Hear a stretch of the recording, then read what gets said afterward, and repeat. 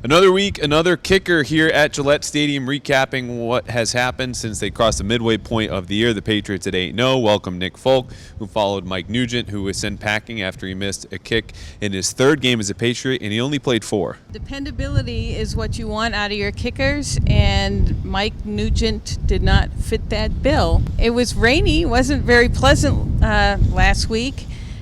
He missed a field goal. He missed an extra kick. I don't know. He wasn't very dependable. You couldn't have him kick beyond 40 yards, and even at 40 yards, he wasn't making them.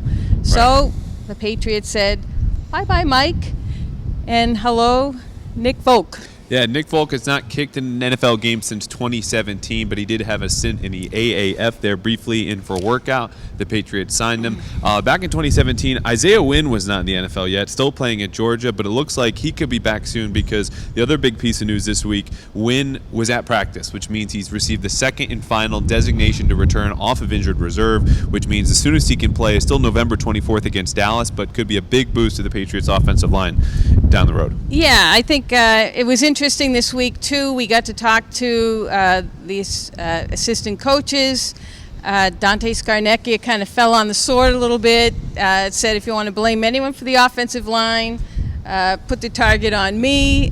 That was gallant of him to do that, but he's had some missing bodies, and most notably at left tackle. And I think Isaiah Wynn, if he can stay healthy, will be an upgrade over Marshall Newhouse. Yeah, Marshall Newhouse allowed 2 sacks against Cleveland last week, albeit against very good rushers in Myles Garrett and Olivier Vernon. The Patriots this week don't need any extra offensive line help necessarily, but they could use some help at wide receiver, which might be on the way. I mentioned Isaiah Wynn got that second and final designation to return. The first went to N'Keal Harry, who's been on injured reserve all year, the first-round rookie wideout, and we've seen him practice the last couple of weeks, so he hasn't been activated yet, but they do have an open roster spot, and that could go to him very soon. Right, and he could play as soon as Sunday against the Ravens.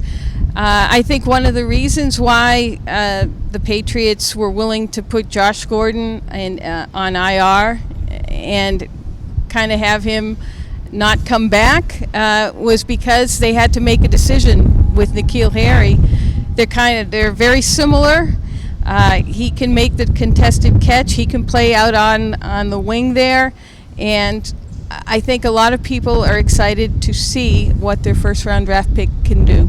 So the wide receiver picture keeps shuffling in and out. We saw Mohamed Sanu last week, perhaps N'Keal Harry this week. Either way, it should be a very exciting game down in Baltimore on Sunday night.